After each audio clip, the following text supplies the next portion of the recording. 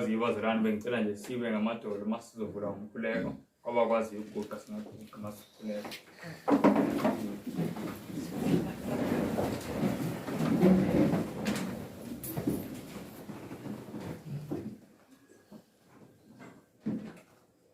Bawona amandla Tata nothando olumangalisa kakhulu siyasondela kuwe Nkosi siza ngegama lika Yesu Kristu sithembe Nkosi ukulunga kaYesu ngoba sinako thina siyeza Nkosi ngoba sazi ba uyamthanda uYesu and ngenxa Nkosi umthanda uYesu nathi uyasithanda sidinge ngegazi lakhe siyeza Nkosi sikuthembile siyacela Nkosi ngo esiqhubeka ufunda ilizwi lakho siyacela Nkosi nawe uqhubeke kube nathi ndiyakubulela kakhulu Nkosi from the morning until ngoku iyathetha Nkosi nokuphila kwethu usikhumbuza Nkosi baba singoyiki usikhumbuza Nkosi basisoloko sikuthembile ngitsho nawo amaxesha anzima liyatsho Nkosi ilizwi lakho nomhlaba Nkosi izinto ezenzela kuwo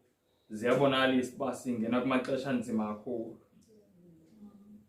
siyacela Nkosi lamazwi siwaginye siwahlafune siwaphile Nkosi. Please Father, thank you so much for teaching us.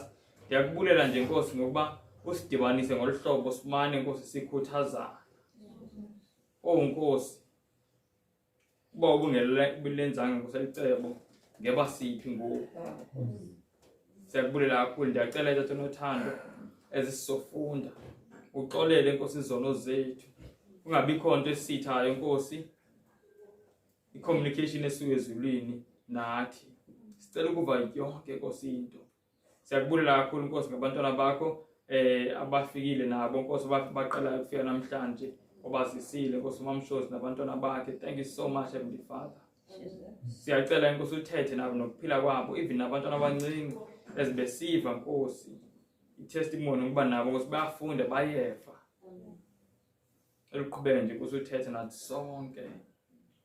Ndiyacela undenzele uncedo Nkosi ngoba mna ndingumntwana ayikho Nkosi into endingayithetha nganceda abantwana bakho ngaphandle Nkosi kwento evela kuwe. Ndiyacela kakhulu Tata nothando uxolele konke Nkosi ungenzi kakuhle uve nje Nkosi umthanda zethu cela konke Nkosi egama elinamandla lika Yesu Kristu seNazaretha.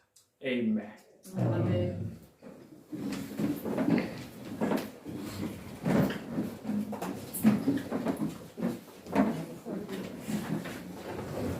Ngibingelela bazalwane ngegama lika Jesu Kristu. Amen.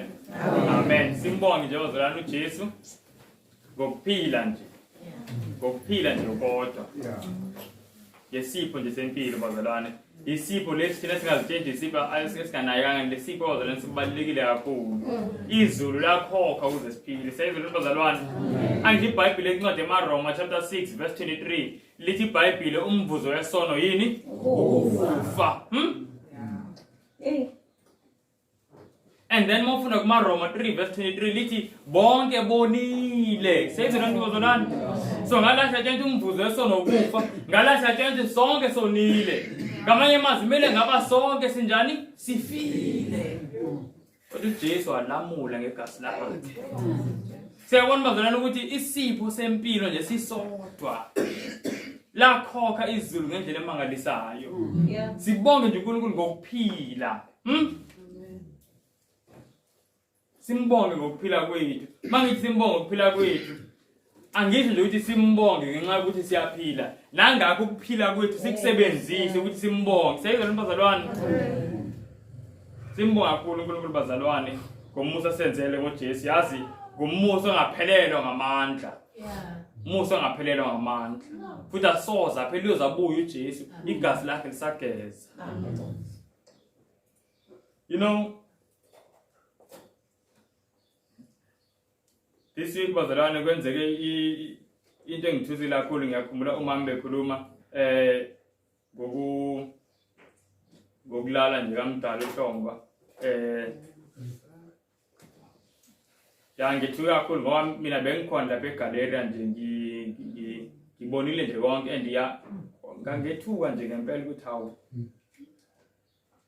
umuntu right one moment and ngokunye sekukhulunywa inyingi sezizwe bazalwane and nakwezinye indawo futhi ezihlukile bengiloye nje ngizwa ngeindaba ezicishe zifana nalezo noba ukulala kwabazalwane and leyo nto angiphatha buhlungu ngathi mhlawumbe kumele sike sifunde nje ukuthi uNkulunkulu yena ukubona kanjani ukufa ukulala komuntu uNkulunkulu yena mayibuka ukubona kanjani ngoba phela iBhayibheli lithi bazalwane uthi uNkulunkulu mayikhuluma kuncwadi kaIsaiah 55 uthi imicabango yami ayiyona imicabango yakho siyabona le bazalwane uthi mina ngicabanga njengoba ucabanga uthi yami imicabango iphakeme kuneyakho imicabango njengoba nezulu liphakeme kunani nomhlaba. So thina njalo singabantu kumele ishintshe imicabango yethu iloke ifana nemicabango kabani kaNkulunkulu. Siyabona bazalwane. So namhlanje sizofunda nje two things esizofunda. Ngifuna siqale sibone imicabango kaNkulunkulu ngokufa. Number 1 lo esizofunda. And then sizofunda ukuthi singamthokozisa kanjani uNkulunkulu. Because one of the things esizobona manje sifunda very important. This is probably one of the most important studies esike senze bazalwane esizofunda namhlanje. So ngiyacela nje impela silalele. Because one of the things esizobona ukuthi inhloso yokuphila kwethu ukuthi sithokozise uNkulunkulu. Siyayizwa bazalwane? So sizofunda ukuthi uNkulunkulu singenzani ukuthi simthokozise. Uthokoziswa yini uNkulunkulu? So sizofunda two things. Imicabango kaNkulunkulu ngokufa. Then the second thing ukuthi uNkulunkulu singamthokozisa kanjani. Asiyena uIsaiah 57. Ngicela ngifundela nje ngesiZulu. Angisenayo lafuna ifunda ngesiZulu ngifundisa kamnandi. So ngicela ngifundela ngesiZulu aphakamise izwi kuze nalapho iCamera lizwakale. Ivesi alifundayo. Isaiah 57 ubona nje uverse 1 bazalwane. Ngicela ngifunde iEnglish in fact. Ithi the righteous perish. Mayamazi abalungile bayafa. The righteous perish. Ayizona nje kuza perish abantu abanjani lana? Ithi the righteous perish and no man lays it to heart. It and merciful men are taken away. It none considering that the righteous is taken away from the evil to come. Say the number the Lord. Asizizwe ngesiZulu. Olungile uyabhubha. Akakho okubeka enhliziyweni. Abantu abanomusa bayasuswa. Ungaqondi umuntu. Olungile uyasuswa ebubeni. Amen. Says the number the Now ngifuna ngiyayithanda nala ngeEnglish ukuthi uthi uNkulunkulu njengoba evumela abantu ngisho abalungileyo. Uthi amadoda anomusa ukuthi asuswe. Ithi ngeEnglish ithi he is hiding them from the evil to come. Says the Lord. Ithi uyabafihla kwisikhathi esibi esizayo. Do you know what bazalwane lesikhathi esibi esizayo? The first thing ngifisa siyibuke la bazalwane sometimes uNkulunkulu mayivumela ukuthi umuntu alale usuke ebonile ukuthi kunesikhathi esibi esizayo and for yena ngeke sibe right. Do you see that bazalwane? uNkulunkulu sonke yasazi. So uNkulunkulu yasazi. And uyazi uNkulunkulu ukuthi abanye abantu lesikhathi esibi esizayo kungenzeka bangakwazi ukusibekezela. Athi othi ngimlalise ngisazomvusa. Athi lo siyabona kuza usuku very soon. La amathuna azodabuka. Ukufa kubadedele bekubabophile. So uthi uNkulunkulu othi ngimlalise kwesikhashana ngibe ngimvuse sekudlule lento. Kusezisikhathi esibi. In fact asikisibuyeni very quick asene ku Matthew 24. Ewana bazalwane ngifisa sazi ngempela nayo uMamshozi nabazukulu Bazalwane, isikhathi la emhlabeni sesiphelile. Isikhathi sesinjani? Siphelile. Akumele siphilele manje lo mhlaba. Kumele sibuke umhlaba ozayo. Kufana nokuthi mhlambe uma uyi-invest, angisiyazi ama-investors bazalwane. Yes. Sisaka kuMatthew 24 njalo. Ama-investors. Umuntu oinvestayo, ungakumtshela ukuthi u-FNB ibhanki le-FNB sengenze isibonelo. U-FNB bazalwane uzocollecta kungekudala nje uzovala. Kodwa ibhanki ngathi selizothuthuka manje o-Absa ngoba uyasupport o-Barclays le e-England. Okay. Yeyiphi i-investor enga-investa imali yayo ku-FNB seyitsheniwe ukuthi FNB uyadlula? Ayikho. Uthatha konke nako ukufake phi kuleli bhanki ku-Absa yebo. Why? Ngoba uzwile ukuthi u-Absa uzothuthuka. Bazalwane, asiyeke ukubeka ingcebo yethu. Neyinhliziyo zethu kulomhlaba. Lo mhlaba uyadlula. Very soon. Konke kuyabonakalisa. Konke bazalwane kuyabonakalisa isikhathi siphelile. Siyabonga. Asizibone lesikhathi sobunzima. uNkulunkulu athi abangcwele uyabalalisa uyabafihla kusona ukuthi sithini. Siloke sikhuluma ngaso kodwa ngiyakholwa ukuthi into mayiphinda phindwa iyangena emqondweni ihlale. Matthew 24 asifundeni from verse 7 to verse 9. Memeza kakhulu mase sifika verse 9. Ngokuba isizwe siyakuvukela isizwe. Nombuso uvukele umbuso. Kube khona indlala nokuzamazama komhlaba izindawo ngezindawo. Kepha konke lokho kungukuqala kwemihelo. Lapho ke bayakunikhaphela osizini. Banibulale. Niyakuzondwa izizwe zonke ngenxa yegama lami. Seyizwe bazalwane. Kunezinto ezibaliwe ezenzeka manje. uJesu akhuluma ngazo verse 7. Ukhuluma ukuthi izizwe ziyovukelana ezinye izizwe. Akhuluma ngezimo zezulu ngokunyakaza ngokuzamazama komhlaba kuyindawo ngeindawo. Seyizwe bazalwane, kube khona indlala, kube khona obhubhane. Uthi uJesu konke lokho uqala kwani? Imihele. Now, imihele bazalwane ngangibuzile. Imihele yenzeka nini? Ingaba yenzeka mhlambe umama kusesekuqaleni kokukhulelwa kwakhe. Ngaba kwenzeka esenta? Kwenzela kuphi? Ekupheleni. So mayithi uJesu manibona lezi zinto kumele nazi ukuthi ukuqala kwemihelo. Usho ukuthi ukuqala kokuphela. Siyezwa bazalwane? Ngoba imihelo sesithi kuyaphela. Yebo. Yaphela. And then uthi uJesu emva kwalezi zinto verse 9 cela uphinde verse 9. Lapho ke bayakunikhaphela osizini. Banibulale. Niyakuzondwa izizwe zonke ngenxa yegama lami. Bazalwane.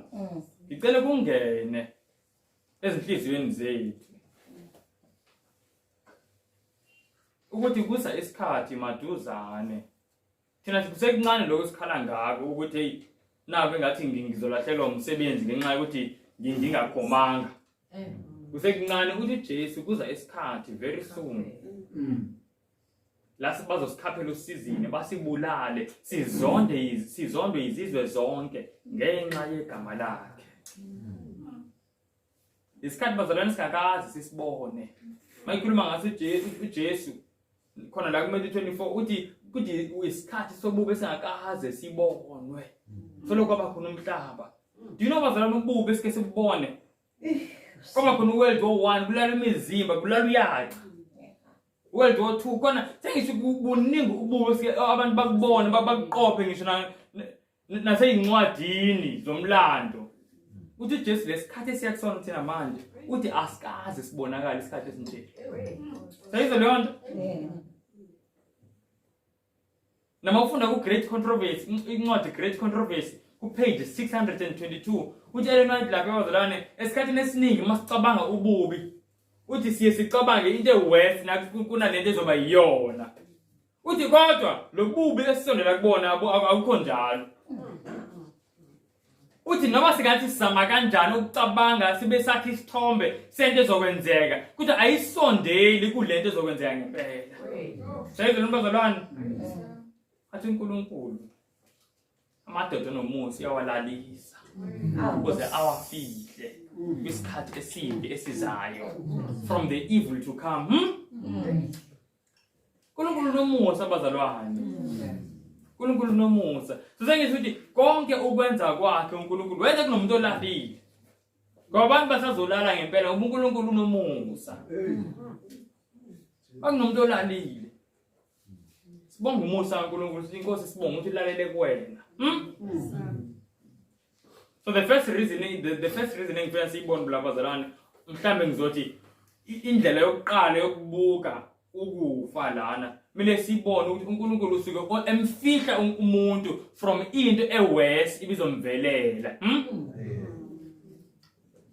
usuke seyibone uNkulunkulu ukuthi lana who best lo muntu this is the best state akuyona manje uthi ngimlalise manje engafiki into ewest ukuze isikhathi bazalwane sibi kakhulu siyazi njengoba siloku sifunda bazalwane lesikhathi sekuverse 9 njalo masifunda kuverse 9 nazi ikhulunywa ngeNational Sunday Law isikhathi bazalwane esizobanzima kakhulu asibhekele point number 2 besike sakhuluma ngawo ngifisa sibuke nje indlela uNkulunkulu abuka ngayo kufa asekuncwadi yaMaroma chapter 5 ngicela uzongifundela ku verse 12 aMaroma chapter bani 5 verse 12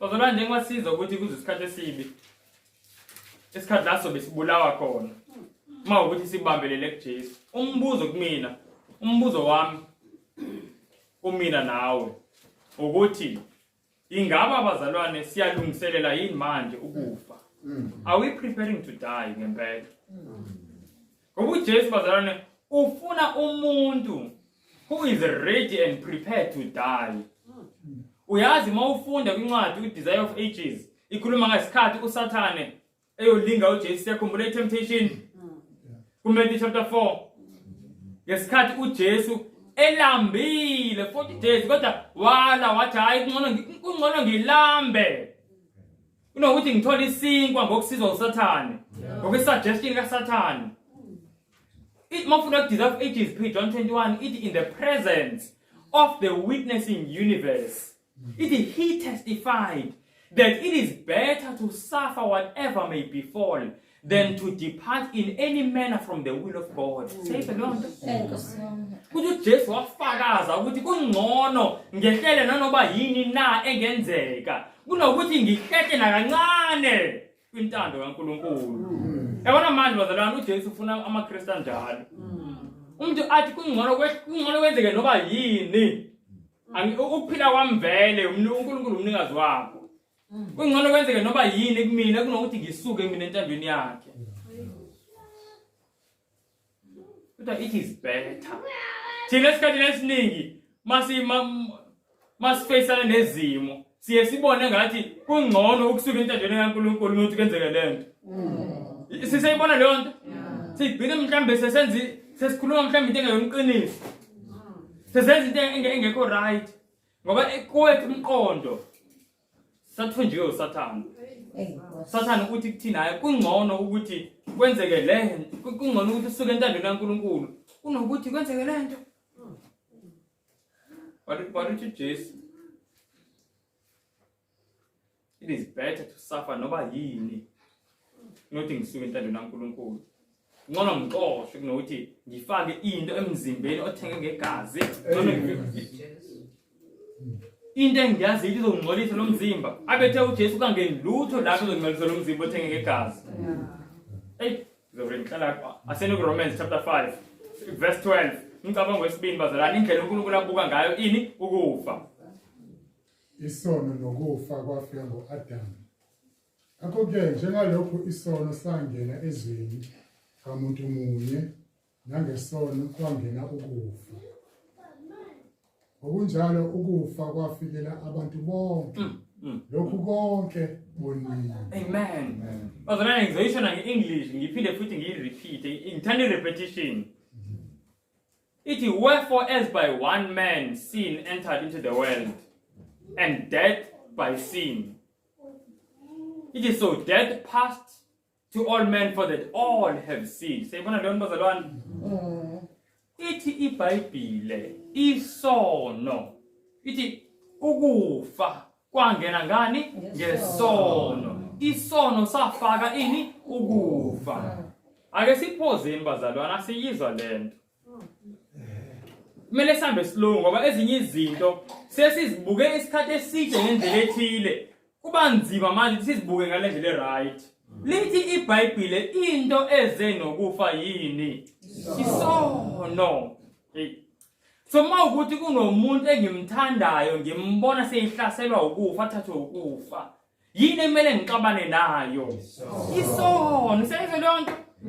But ukubona esikhathini esiningi ukuthi abantu mawukuthi kufika ukufa kumuntu amthandayo kunokuthi axabane nesono, uxabana noNkulunkulu. Kodwa into eze nokufa yisono. Mina ngabe thina sizonda isono. Angikwazi ukuthi mhlambe ekhaya iqeda kushona manje, mhlambe iqeda kushona umama, iqeda kushona ubani wasekhaya. Sengiyaqhubeka mina ngiyophinga, ngenza lento ewunobangela lento engizondayo. Ngiyoqhubeka nesono. Ngiyosupporta le thibe ebulalayo. uNkulunkulu mayibuka ukufa. Yabona ke kubantu bazalwane kuma cause of death abantu abaningi ubhala into eziningi. Kodwa ezulwini ubhale one thing. Sin. Sin. Sin. Sin. That is why uNkulunkulu ayikho into ayizonda njengesono. Yeah. Ayikho into uNkulunkulu ayizonda njengesono bazalwane. And ayikho into uNkulunkulu afisa sihlukane nayo njengesono. Yeah. Because isono yiso esavula amasango okufa, kwangena ukufa. Kwagaleleka. Ngenxa yesono. Siqhubeka kanjani ke nesono? Siyakhala la sifuna ukufa, kodwa siyaqhubeka siyayithanda lento yalethu ukufa. Lento yenzeka kanjani? Do you know if ukubona umzali onengane banje izidakamizwa? Yakhumbula ngangayixoxa indaba yomzali owayengixoxela nami ingane yakhe banje izidakamizwa yena usuke eStern Cape wazoyibona la eThekwini baze bayilinda nomunye ubaba naye eyivela khona wathi mayibona bazalwane ukuthi wakhala engakaze khale kanje.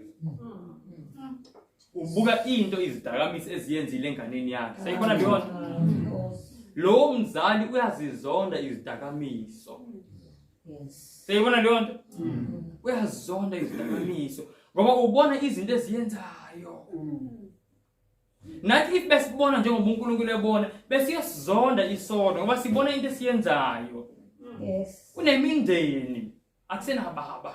Kunemindeni akusena baba, akusena mama, izingane zisezincane. Ngenxa yesono. Kodwa mina ngiyaqhubeka ngiya-enjoy ngismayile nje nesono ngiyaphinga. Ngiyaqhubeka nesono ngiqamba amanga. Sayibona leyo nto?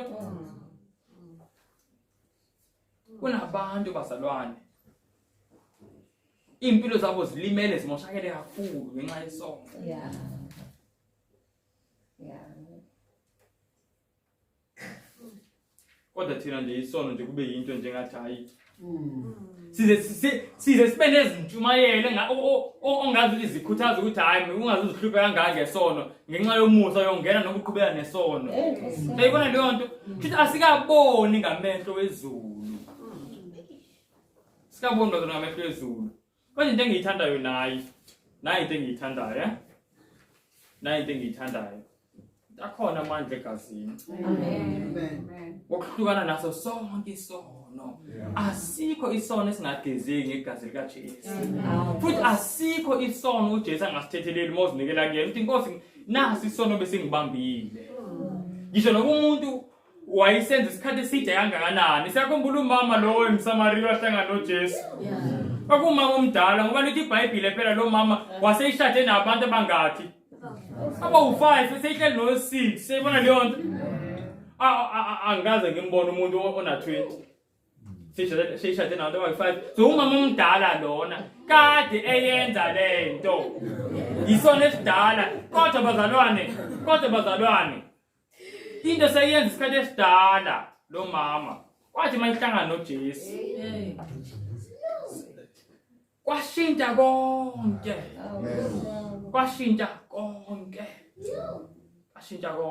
waze waba nesibindi sokuyovangela utshena abantu ngomesaya seyizwa lento zalana so ngizama ukuthi noba into ngabe noba yisona esinjani thothi hayi into kuyenza nje ku 30 years 20 years noba isikhathi bazalwana uJesu anandaba naso akhona amandla egazini okususa sonke isono seyizwa lento bazalwana ayokukclear look the reason ngihlala ngiliphonye isono ngoba bazalwane if ngempela sikuthanda ukufa mele sizonde isono isono uNkulunkulu uyasonda isono ngendlela emangalisayo yazi kune quotation engiyithandayo sengayikhotha ipage layo iku Desire of Ages la ikhuluma bazalwane ngoJesu eseGetsemane and ikhuluma ukuthi uJesu eseGetsemane seqala ukuthwaliswa izono zethu izono zomhlaba wonke ngenxa yokuthi uNkulunkulu indlela asizonda ngayo isono bazalwane iyamangalisa waqala for the first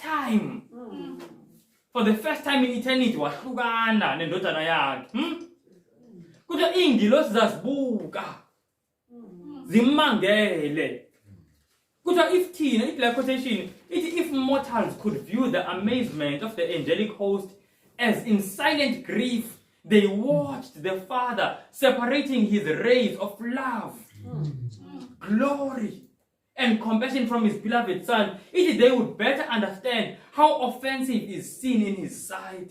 Kuthi if thina singabona nje indlela izingilosi zazimangele zingayo kathi zibona ubaba seyihlukana nendodana yakhe manje seyimbathe isono kuthi thina singabona indlela enye esisono senyanyeka ngayo bazalwane uthi asikaboni the reason why kulula ukuthi umuntu enze isono uthi asikaboni indlela isono senyanyeka ngayo emehlweni kaNkulunkulu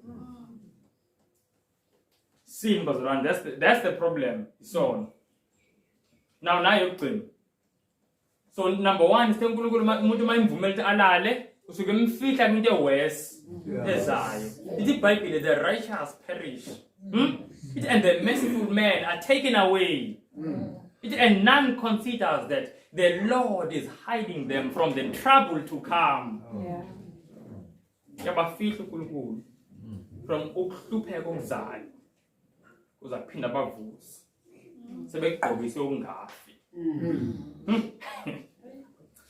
hey simanga bazalwane indaba evangeli into esiyiphiwe now last week into yokugcina the third one asenikumaKhubo chapter 1:16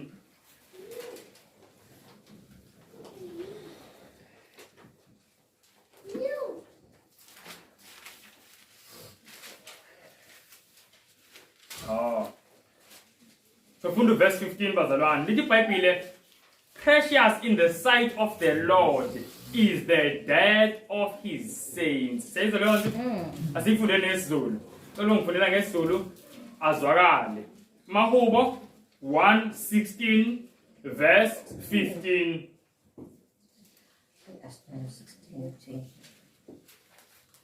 Amahubo chapter 116. Oh.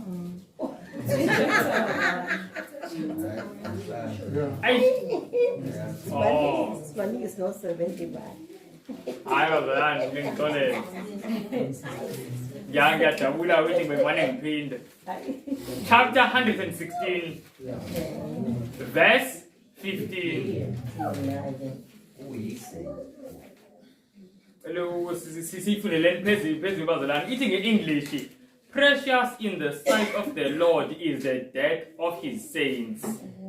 IsiZulu kuyigugu emehlweni kaJehova ukufa kwabangcwele bakhe. Sayizwa leyo nto.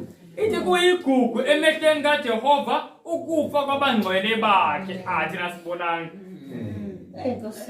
Do you know makulala umuntu ongcwele? uJehova uthi ake manje sengowamuna phakade. Sayizwa lento bazalwane. Umhlaba indlela obuka ngayo uNkulunkulu abantu abaningi emhlabeni bazitshentshi. uNkulunkulu ukhala makulala ongcwele and then ajabule makulala isidlwenguli noma umbulali noma yabona leyo nto. Kodwa lithi iBhayibheli uNkulunkulu akathokozi ngokufa komuntu ongalungile. Seyizwa lento bazalwane. Kodwa makhuleka ngokufa komuntu olungile lithi uthi uNkulunkulu mase uwenzile umsebenzi wakhe. Kunomsebenzi uNkulunkulu awubekele wonke umuntu. Siyibona leyo nto? Abese uNkulunkulu amlalisa. Esengcwele umuntu. Kuyigugu bazalwane. Ngoba uNkulunkulu seyazi lo muntu seyimzuzile unaphakade. Kungathi singabona njengoNkulunkulu. Kungathi singabona njengoNkulunkulu bazalwane. Mase yithi uNkulunkulu, my child, ngani yami, isikhathi sokulala. Ithi hayi, yebo baba. Yazi kumakhaya ane discipline la kunesikhathi sokulala for izingane, nesikhathi sokuvuka. Into zihamba kahle. Ngoba ingane yathi ivuka early ekseni kenziwa kanje kuyaqala kuyakhulekwa. And yazi ingane ukuthi if ilale late kusasa iyovuka ikhathele nasemkhulekweni ayizwa lutho. Uyibona leyo nto? So ubaba wengane athi hayi ingane yami yazi ukusa enjoy ukudlala kodwa sekuyisikhathi sokulala. Ingane ngoba seyamthemba ubaba iyalazi uthando lwakhe ubaba. Iyakwazi nokuhlakanipha kwakhe ubaba. Ithi yebo baba ishilala. Inkosi yami. Ishilala ingane. Ngoba kusho ubaba uthini? Ayilahali ukuphila kwayise izandleni zikababa. Siyibona leyo nto? Ekseni ubaba uzoyivusa athi ingane yami sekuyisikhathi sokuvuka. Bazalwane ukuthi akuyigugu. Emehlweni kaJehova ukulala kwabangcwele bakhe. Ngathi singayibona le nto ngendlela kaNkulunkulu. Ngendlela kaNkulunkulu. Angisho ukuthi abantu babegula singabakhulekeli ukuthi baphile. Asikhulekeni. Kodwa sivumela ukuthi uNkulunkulu enze okufisa uyena. Okufisa uyena sikhuleke thina. Sisho nje uNkulunkulu into esiyifisayo ukuthi umuntu aphile. Ngoba thina asizazi ikhathi. Thina into esiyifisayo nje ukuthi umuntu athini aphile. Kodwa uNkulunkulu masenze okufisa uyena sithi Nkosi kwenzeke lento eyigugu emehlweni wakho. Siyakhala nje kwesikhashana. Kodwa bazalwane kuba igugu only if umuntu uyifezile into uNkulunkulu ebefuna yenze. Nasi ngena kule part yesibili bazalwane ukuthi yini ekumele siyenze. Ithini kahle kahle ngempela inhloso yempilo yethu. Cela sibhale nje iverse ngeke silivulelele kwincwadi kaJohn chapter 4 ku verse 34. La uJesu bethi bemphukudla. uJesu akasafuna ukudla bese sithi kubona ukudla kwami ukwenza intando kaBaba wami. Sebona leyo nto nokuqeda umsebenzi wakhe. kuJohn 4 verse 34 lo. So uJesu wayiphila kanjalo. Into emthokozisa nento emphilisa ngoba ukudla phela kwenza those two things. Ukudla kuyasithokozisa ngisho. Ukudla futhi kuyasiphilisa. So uJesu mayethi ukudla kwami ukwenza intando yena ongithumileyo nokuqeda umsebenzi wakhe. Ngamanye amazwi uJesu uthi into engithokozisayo nento engiphilisayo mina ukwenza intando kaBaba. Ukwenza into ethandwa uBaba, ukujabulisa uBaba. Bangaki bazalwane kuthina namhlanje bathi into engithokozisayo nento engiphilisayo akubona umsebenzi lo ngusebenzayo la ngiqashwe khona. Uma ngaba lapha emsebenzini bangathi angiyeke ukwenza lo msebenzi ukuthi ngithokozise uBaba ngingawuyeka phansi lo msebenzi because nayi mina into engiphilisayo angiphilisa lento engiyenzayo lapha. So kanjalo uJesu uthi into engithokozisayo nento engiphilisayo ukwenza intando lo ngithumileyo nokuqeda umsebenzi wakhe. Uyisizwe bazalwane. So uJesu wayiphilela ukujabulisa uBaba. Now I want us to see nje in 3 simple points then siyavala ukuthi uNkulunkulu singamthokozisa kanjani.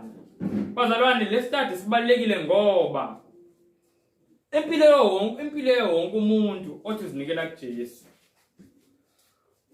mele ngabe inhloso yayo ukuthokozisa izulu. And awukwazi ukuthokozisa izulu if awazi ukuthi yini ethokozisa izulu. Siyayizwa lento bazalwane. So that's why manje kumele sifunde sibone ukuthi yini ethokozisa izulu. Ziningi kodwa ngithathe nje eziwu3 kuphela. Yini ethokozisa izulu? Yini ethokozisa izulu? Eyokuqala bazalwane ukhona. Siyakhumbula amaHebrew chapter 11 verse 6. Ithi ngaphandle kokukholwa asike siyifundeni. Asiyeni kuyona bazalwane. Yazi ngicela ini. Asiyeni kuyona maHebrew verse 11 verse 6. And then omunye avule kuMateyu 8. maHebrew 11 verse 6 esifikile. Ele siyifundele phezulu. Hey bazalwane, ngithanda uverse 5, uverse 5 uqala ukukhuluma ngoEnoch, ithi uEnoch ngaphambi ukuthi uNkulunkulu amthathe, wayenalobufakazi ukuthi uyamthokozisa uNkulunkulu. Now yizwa ukuthi uyamthokozisa ngani, verse 6. Kepha-ke ngaphandle kokukholwa akwenzeki ukumthokozisa. Ngokuba ozayo kuNkulunkulu umele ukukholwa ukuthi ukhona nokuthi ungumvuzo walabo abamfunayo. Sayibona lo bazalwane? Amen. Into ethokozisa uNkulunkulu ukukholwa. Now konke bengisho last week ngifuna ukubhekisa ngama students akhumbulayo. Last week ngithe bazalwane masikhuluma ngokholo thina still la. Sithemele sicabange ini. Khona igama ebengilisebenzisa ukusubstitute ukukholwa so that si understand ukuthi kusho ukuthini ukukholwa. Hey, ukumethemba yebo siyabonga sisi. Ukumethemba uNkulunkulu.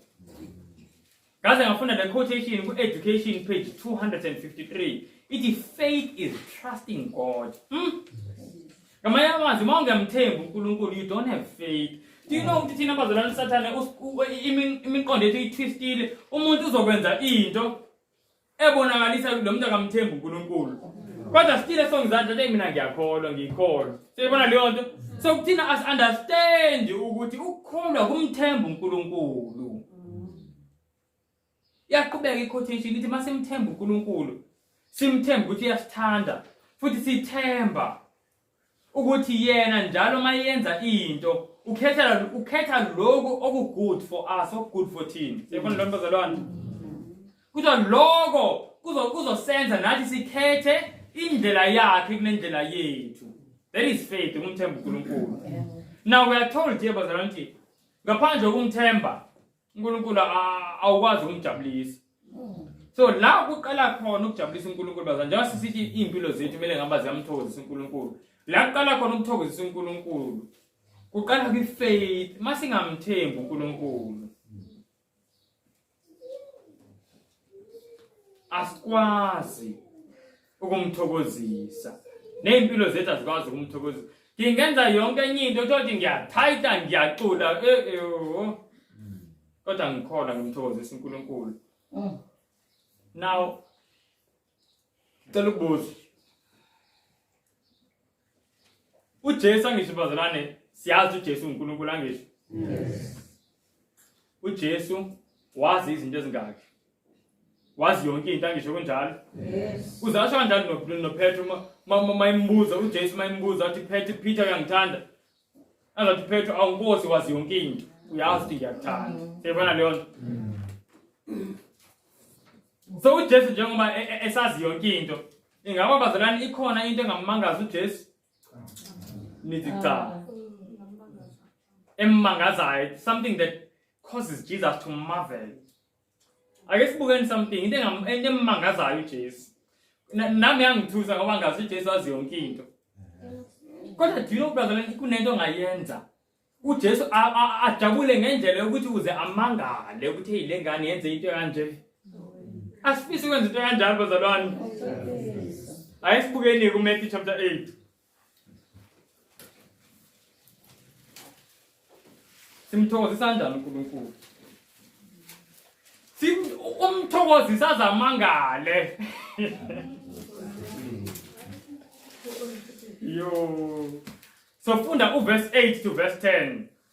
Matthew chapter 8 verse 8 to verse 10. Matthew 8. Funda verse 8 to verse 10. Now ngizoyifunda bazalwane ngeEnglish.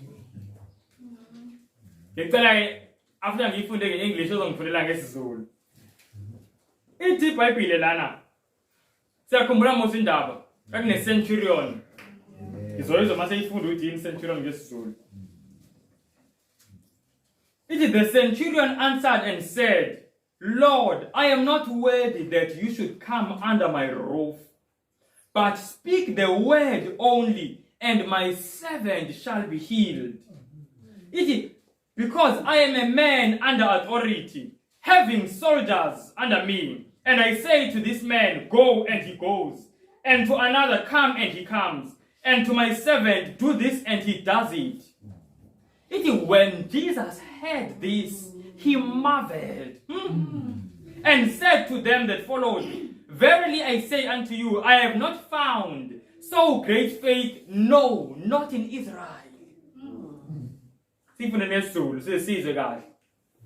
Induna yekhulu yaphendula yathi, Nkosi, angifanele ukuba ungene phansi kophahla lwami. Kepha yisho izwi nje, khona umfana wami uyakusinda. Ngokuba nami ngikumuntu ophansi kwamakhosi, nginamabutho phansi kwami. Ngithi kwelinye hamba, lihambe. Ngithi kwelinye woza, lize. Nasencelweni zami yenza lokhu ikwenza. UJesu ekuzwa lokho wamangala. Wathi kwabamlandelayo, ngiqinisile ngithi kini, angizange ngifumane kwa-Israyeli ukukholwa okungaka kumuntu. Amen. Sayibona bazalwane. Kuthi uJesu wathatha isikhathi sokuma uthi wamangala. Kamanga uthembe uJesu ngendlela yokuthi azamangale. Ayikho into emangaza izulu njengomuntu othembayo uNkulunkulu. Masifuna ukujabulisa uJesu bazalwane, asimthembele. What do you say? Asamele ukumthemba. Asamele ukumthemba uNkulunkulu. Ayinto emjabulisa kanje. And nenye into eyajabulisa uJesu la ukuthi le nduna le yayithobekile ngendlela emangalisayo. Muzokhumbula uma uyifunda le ndaba efanayo futhi uyifunde kwincwadi kaLuka chapter 8 nakhona abafarisi babeyokhulumela le nduna bathi inkosi le nduna okumele uyisize ifanelekile ukuthi uyisize ngoba isakhele isinagogi. Yakhipha imali yayo yakha isinagogi. So msize lo muntu. Kodwa yibona yona induna, even though abafarisi bathi hayi ifanelekile ukuthi uyisize, ithi yona izibona ingafanelekile nokuthi uJesu angene endlini yakhe. Sayizona bazalwane. Umuntu lo okuthiwa wakhe isinagogi. Uyazi kunabantu umuntu thothi nje wanikela nje ngeyitena nje esuka lapha sizoma la enkonzweni makhe inkonzo. Mase kungafikwanga kwakhe mhlambe ngingazange umfundisi kule nje umshumayeli ukuthi azoshumayela mawuthi kushoniyo kwakhe. Athi ngathi kanikela ngeyitena engaka. So yena uyibona enjani efanele. Umuntu omdala kamthokozisa uNkulunkulu. Le nduna wamangala uJesu ubuka umuntu ozibona engefanele nokuthi uJesu anyathele endlini yakhe. Ibona leyo nto. Ukanganani ukuthi amsize. Inkinga yethu bazalwane, one of the things eyenza ukuthi sithukuthelela uNkulunkulu ukuthi masiyibuka sibuka ngathi thina kunento ezisifanele. uNkulunkulu ngimenzele ukuthi bengifanelwe nami ukuthi ungenzele ukuthi. Seyibona leyo nto. Mase ngasenze ukuthi then ngiyabona uNkulunkulu engathi akakhokhi ngale ndlela bengithi uzokhokha ngayo. Kanti nasibona bazalwane ukuthi kwa okumkhonza uNkulunkulu kuyisimanga. Kuumusa omangalisayo. Ngifisa kube khona kuthina ingqondo la ekhona kuJohane uMbhaphatisi. Siyamkhumbula uJohane uMbhaphatisi. uJohane uMbhaphatisi bazalwane, ezinye ingane eSirayeli zasiya esikoleni ziyofunda ziyothi zithuthuke zifunde, ezinye zibodokotela, ezinye zibe ama-accountant lezo ikhathi nani konke nje. uJohane impilo yakhe yonke yamangceke wayibeka ecaleni, wayinikela ekuthini yena uzoba umbhobho nje akhulumele uNkulunkulu, uzoba lizwi nje kuphela. Sayizwa leyo nto. So wenza isacrifice enkulu masibuka ngamehlo wethu. Ongathi mhlambe uNkulunkulu ngempela njengoba seyinikele kanje uJohane emsebenzele kanje uNkulunkulu, for sure uNkulunkulu ayemele naye amkhokhele ngendlela ethile. Seyibona leyo nto. Kodwa yena uJohane mayikhuluma ngomsebenzi wakhe, uthi mina ngenzele umusa ukuthi ngize ngimkhulumele uJesu, uthi angifanelanga nokuthi ngiphathe izicathulo zakhe. Sayizwa bazalwane. Umuntu ukukhonza kwakhe wayekubona kuumusa.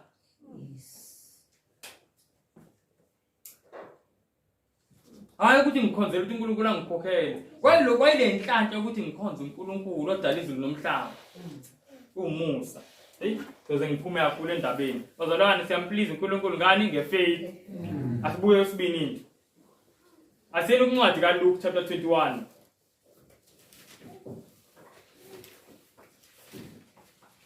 nabazalwane nje engiyifundile uNkulunkulu engicela siyenze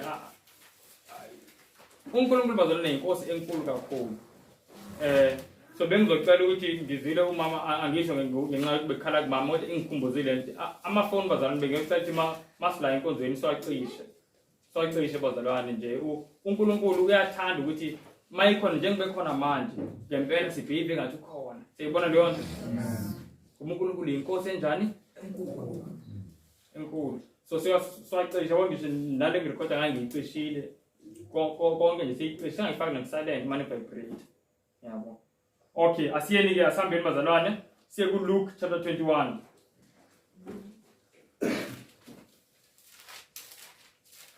hayi ngathi ngicisha ifoni yami umama wathi uyothini ngelinye ilanga makufuna umuntu osenkingeni ithi babe senza kanjani kulezi zinsuku engabikho amafoni umuntu osenkingeni lo wayithi ngishuthi ngisho noba sesithandaza kumele ngimise nje ifoni nje uNkulunkulu nje alinde nje izinkinga phela ziqali manje ngoba sekukhona amafoni asivele zikhona ngabikho amafoni asiqhubekeni so ku verse 1 to verse 4 sengicela nje siyifunde leyo ngesiZulu kwathi ebheka wabona abacebileyo bebeka iminikelo yabo emphongolweni womnikelo wabona nomfelokazi othize ompofu ebeka khona amafadingi amabili wathi ngiqinisile ngithi kini lo mfelokazi ompofu ubeke okuningi kunabo bonke ukuba bonke laba babeka emnikelweni kokuchichimileyo kwabo kepha yena ebumpofini bakhe ubeke konke abephila ngakho azalwane nayi principle engifuna siyifunde la sifunda ngani ukuthi uNkulunkulu uthokoziswa kanjani uJesu ubukile uhleli ngaku treasury la kukhona indawo mawufunda ngetempeli bakhona indawo la i-treasury la kufike kufaka nje kufaka khona imali ubuka izicebi ziza nezipho zazo ezinkulu zifisa ukubukwa futhi ibonakale siyibona lento bazalwane ziyazicebi nazo zonke lezi zinto ziyazifike sizibeke lapha abafundi baJesu bathule nje bamangala ukuthi uJesu akasho lutho akancomi nokuncomi ukuthi elani banikela kanje ubonakala omunye ugogo uzunamahloni ngokuletha lento ayiphethe ngoba uyabuka ukuthi ngathi kunabantu abanethe inkulu kanje ngoyifunda ukuthi desire ages ukuthi ayimane esondele mane ehlehla athi ngingayi ithi kodwa wayenesifisi yokunikeza something kuNkulunkulu waseIsrael kodwa wagcina esondele ukuthi wavula ishiya kanje washesha wahamba ngoba engafisi ukubonwa wathi sathi yajika yahamba wancoma uJesu wathi lo gogo lo unikele kunabo bonke impendulo bazona ivesi ngicela si-underline uverse 4 le echazayo la uJesu achazayo ukuthi kungani esho ukuthi lo gogo unikele kunabo bonke kuverse 4 uyasho uJesu ukuthi ingoba abanye banikele from into vele eningi bebenayo banikele kwasala kodwa lo gogo unikela ngakho konke anako sayizwa leyo bazalwane so ngizama ukuthi into esibili ejabulisa uNkulunkulu ukunikela ngakho konke onako uNkulunkulu umphe konke onako sayizwa leyo bazalwane giving God your all asithi sikhuluma ngokuvangela asithi uyazazi ukuthi baningi abanye bavangeli bangcono kunawe awukwazi ukukhuluma mhlawumbe but uNkulunkulu do you know ukuthi akanaki yena ukuthi mhlambe ukhuluma amazwi amamnandi kanjani wazi amavesi amaningi kanjani kodwa into ayibukayo ukuthi uwenze konke yini ubungakwenza sayibona leyo bazalwane uNkulunkulu akadingi into eziningi he just wants your all even if all yakho incane kanje if it's your all uyajabula ngendlela emangalisayo.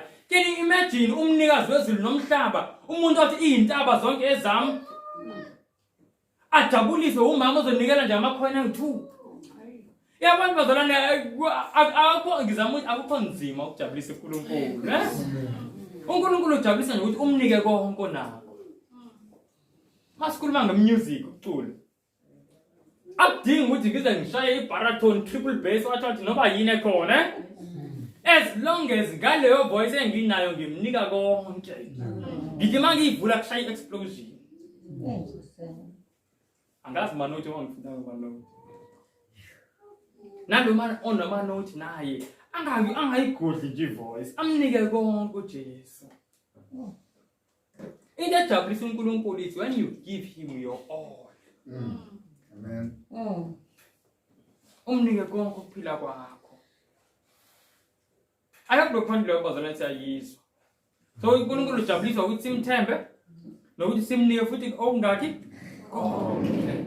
konke ukuthi simnike kona. Do you remember?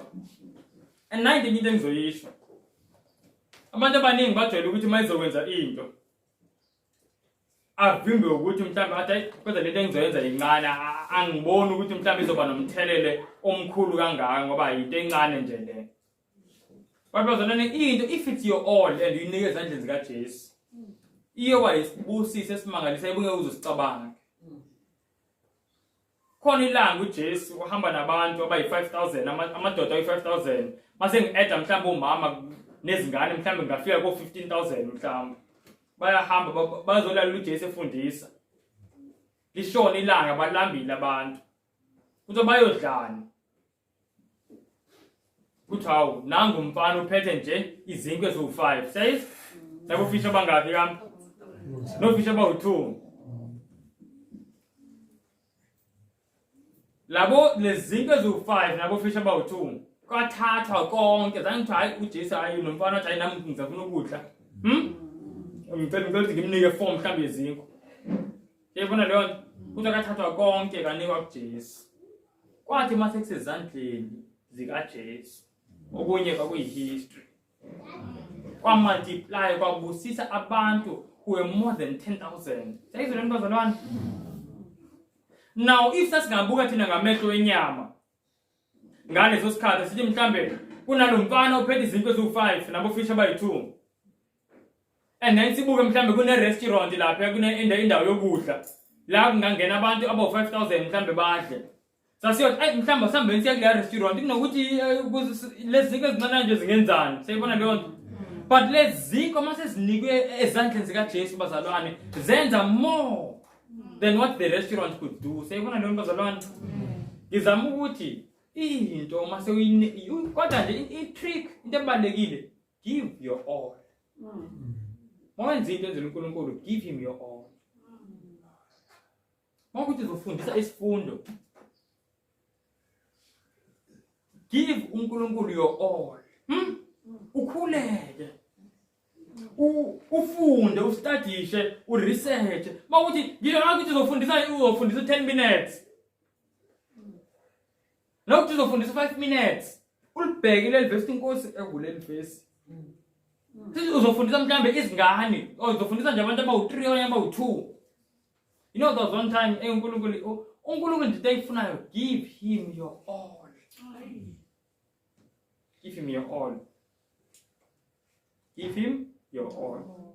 I think I understand your point. Now you think bazalwane. Do you know kuneyintshumayelo thina sizizwayo thothi ikushunyayelo umuntu vele ofundile futhi onomlomo omnandi okhuluma kamnandi sibusise sithi amen amen amen kube kufika omunye thothi lo akaprepare ngisho ukuprepare uze nje ngehead knowledge akhulanga ngisho ukukhuleka nina nithi hayi nangu umuntu ngempela osebenzela uJehova kufika nje umuntu onganakekanga akhulume into enibona ukuthi nani ne language yakhe ayikho clean man yazi ayikodwa amavesi yakhuluma yabo thina sithi ayi thina nawe simkhetha nikhethe lokhulume kamnandi kodwa emehlweni wezulu ukuthi nangu umuntu owenza umsebenzi othokozisa izulu ngoba that person gave their all ebekhuleka throughout the week inkosi yathi labantu abazozwa lento basinde afunde thatha isikhathi afunde afasta akhule sebona lento bazalwane unika konke giving their all and izulu liyathokoza ngaleyo nto uNkulunkulu akaxhophwa i-appearance siyabona leyo nto lokugcina senu Luke 15 Luke 15 verse 7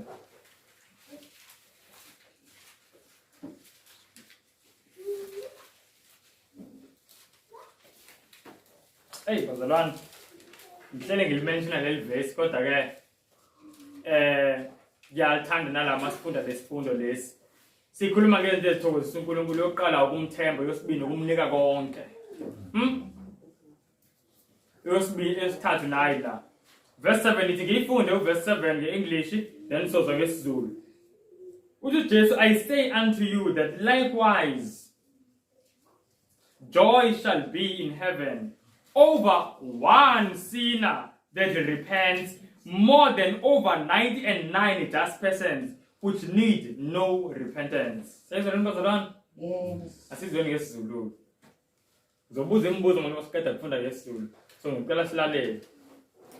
Ngithi kini kanjalo kuyakuba khona ukuthokoza ezulwini ngesoni sisinye esiphendukayo. Kunabalungileyo abangamashumi ayisishiyagalolunye nesishiyagalolunye abangasweli ukuphenduka. Uthi uJesu kuyoba khona ukuthokoza ezulwini ngezona ezingake eziphendukayo ezi100. Nithi ezingake bazalwane izoni? Niyambona uNkulunkulu akajabuliseki ngizinto athi into enzima. Akasho ukuthi ngilethele ilokishi lonke. Uthi yiza nomuntu oyi1. Umuntu obebanjwe isono wamkhulekela nafunda izwi kaNkulunkulu wamsiza until isono solahlekelwa ngamandla waso ukuthi izulu lijabula ngendlela engaxaka nawe. Sayibona leyo nto bazalwane? Mangifuna ukujabulisa iJesu ngithi ngomenzela uJesu mina ngomenzela uJesu mina wangisiza ngilungela ngomenzela. Uyabona bazalwane? Mawukuthi uJesu uyazi ukuthi ngikamenzelani uJesu ezomthokozisa. Khumbula kule zinto eziwu3 esizifundile, especially leyo kugcina manje. Yokumlethela uNkulunkulu umuntu. Kuthiwa kuyathatha lento ukuthi ayijabulisi uNkulunkulu yedwa. Usho kanjani uJesu? Angisho uJesu ayisuka ezulwini. So uyazazi izinto ezijabulisa izulu ngoba bese ezulwini vele. Uthi makenzeka lento akujabuli uNkulunkulu yedwa, uthi jabula izulu lonke. Uyabona leyo nto ngisho ingilosi zijabule. And bazalwane, there are so many things eziletha ubuhlungu enhliziyweni kaJesu. So mawufisa wena ukumjabulisa uJesu ngempela, uyonikela impilo yakho yokuthi uzuze imiphefumulo elahlekile. Wazi ukuthi wena usenaphila sewumlomo nje kaNkulunkulu, whether uthishalo uyiphoyisa uyini noba ungaba yini, kodwa wazi la ngikhona ngumlomo wezulu. Sayibona le bazalwane?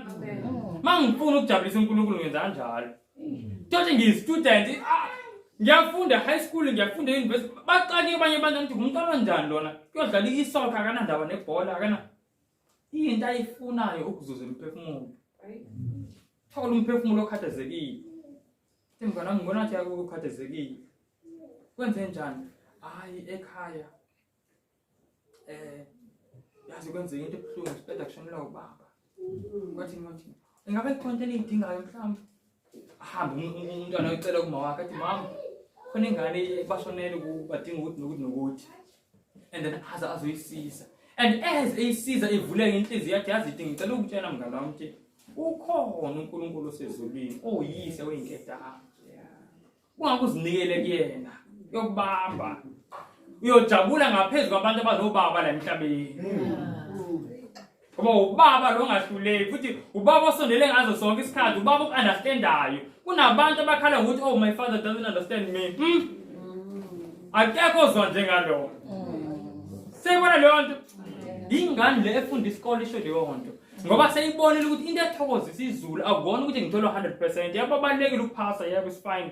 But mawuzothola yonke leyo noma ungathola 100 uthola A+, kodwa awumongazuzi imiphefumulo. Usenza nje kwakho nje. Abazali bakho abangenayo iconnection yozulu bayojabuliswa yileyo nto ukuthi unophasa kakhulu. Kodwa umzalo ne-connection nezulu athi mntanami obani omani ubafundisa ngezwi likaNkulunkulu esikoleni obani obatshenayo esikoleni ukuthi uJesu uyabuya masinyane obani esikoleni obafundisayo ngomthetho kaNkulunkulu nesabatha lakhe seyibona le nto bazalwane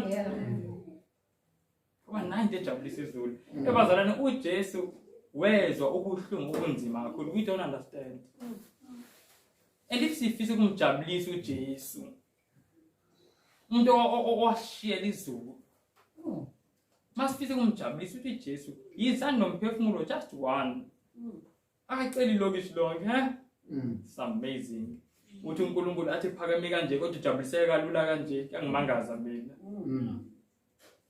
umphefumulo nje yi-one ngifunda i-quotation this is so important in fact bazalwane le point esiyifunda that uNkulunkulu uzawufaka enhlizweni yami ukuthi mhlambe beginning from next week nge-afternoon service into esizoyenza sizoke sifunde nje about evangelism ukuthi singavangela kanjani and yini uNkulunkulu afisa umyalezo walesikhathi uNkulunkulu afisa sokuhambisa sebona leyo because for each time kunomyalezo wakhona sebona leyo ngoba ngeke ngisuke namhlanje ngithi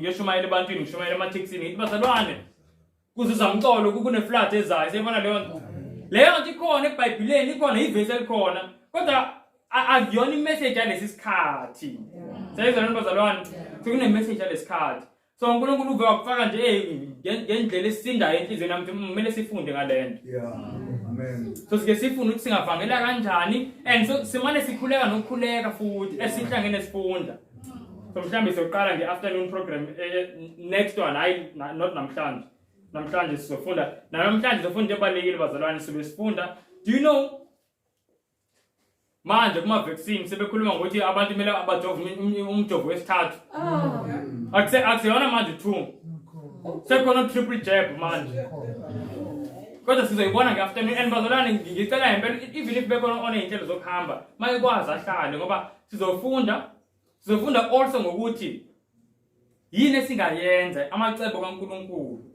esingayenza ukuthi singaguli siphile siyabona leyo bazalwane ngoba into ebalekile akumele sithi asithathe i-vaccine kodwa nangala futhi asiyenzi into ekhulunywe uNkulunkulu siyazilawula nje siyabona leyo bazalwane so ya kule afternoon lesizobuka leyo nto but now ngicela ukufunda i-quotation then siyavala siyathandaza concerning evangelism ngifuna sibone nje ukubaleka kokuvangela dinothi ukuba ukuvangela bazalwane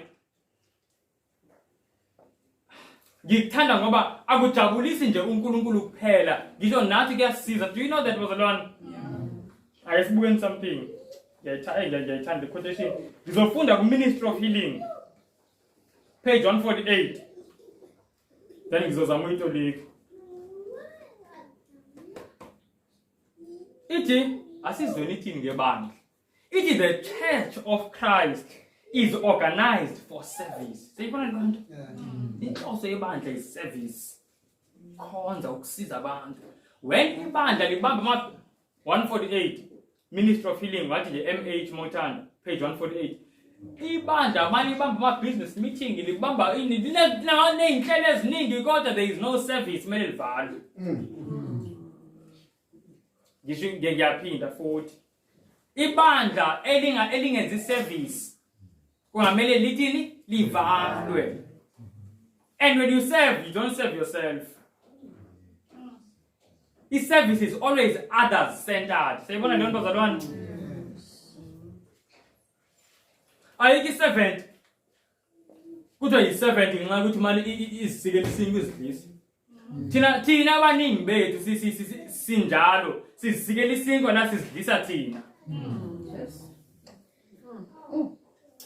serving is others centers sinikeza abanye kuthiwa lana the Church of Christ is organized for service meaning inhloso ukuthi kube ne-church organization service iqhubeke lana ithi its watchword is ministry its members are soldiers to be trained for conflict under the captain of their salvation ngiyayithanda lana bazalwane kuthi amalunga webandla amasosha amasosha siyazi bazalwane ukuthi abantu abasempini abantu abalwayo so sonke la Sukela kukhokho omdala kumama sonke. Noma msho sonke. Suke ngala kuze kuzoma ngala kubabusabele. Sonke singamasosha. Namasosha amancane, amasosha amadala, amasosha amasha. Kodwa konke yini? Amasosha. And we are to be trained. It and dinner parliament train. So that is what we are going to start. We must see on the next week. See phone is step by step. Kuti lo msebenzi siwenza kanjani? Siwenza kanjani? And so one was around ezinye izinto ezisithusa akumele ngaba ziyasithusa. Athi ngiqhubeke naye. Asizweni ukuthi ivangeli lisenzelani thina. It is truth that is not lived, that is not imparted, meaning ukunikezwa abanye, loses its life-giving power, its healing virtue. Its blessing can be retained only as it is shared. Ha! Sayizonke ngeqiniso, kuthi abazalwane isibusiso seqiniso. Singahlala sisibambile only iqiniso masilihambisa silinikeza abanye. Seyabona bazalwane? Meaning if thina singamalungu amabandla iqiniso silihambisa kwabanye. Nathi iqiniso likaNkulunkulu liyelahlekelwa ngamandla neclarity ezimondweni zethu. Ezinye izinto ngamanye amazi zingayenzi nje sense ukuthi uNkulunkulu wayevele ekhuluma into kanje. Yebo lento sayifunda enkonzweni kodwa angizwa. Kuthiwa vele kwenzeka leyo nto uma ungalihambisi iqiniso. But uma ulihambisa liyageza. Olihambisa liyageza. Ngicela ukubuza. Zenza isibonelo so that bazalwane masiloke siza izinto, simane sibona izinto, siza izinto. Ama lessons abuye. Amapayipi.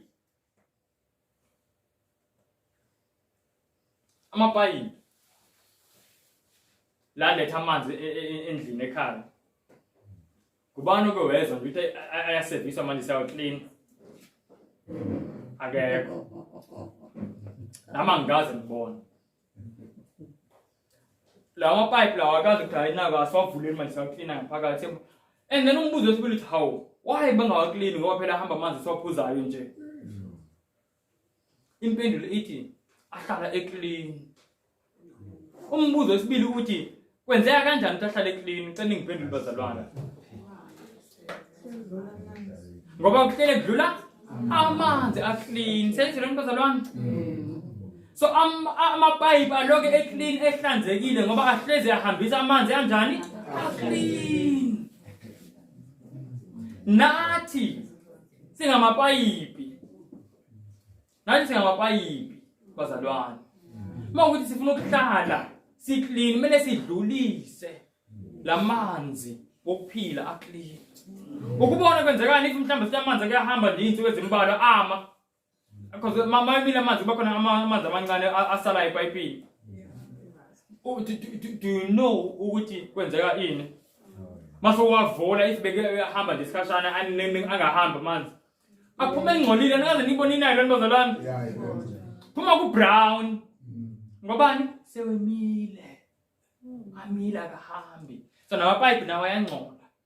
So mele uyivulele nje tap uyidlula amanzi adlula clean then liqale nalo libe clean then uyabona ukuthi manje ayisewe clean manje amanzi aphumayo. Do you hear that bazalwane? Nathi makumile nje la kuthina. Konke sikufundayo ngena kuthina kuphele kuthina. Akukhulwa kanjalo. Asikhuli kanjalo bazalwane. Futhi uNkulunkulu angasiza.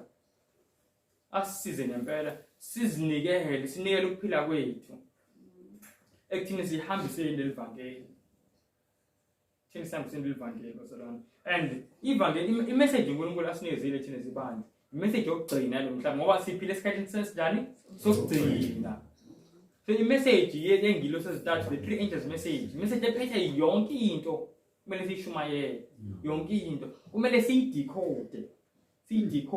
Uthi noma uyavuza eksena athi yebo ingilisi yesibili hamba ithini? Uthi ingilisi ithi. Seyibona leyo nto? Kuba imessage esinikeziwe. But we are going to study it more fully. Sizoyifunda kahle next week. Bazalwane. Ngifuna ukukhuleka. Amen. Ngifuna manje.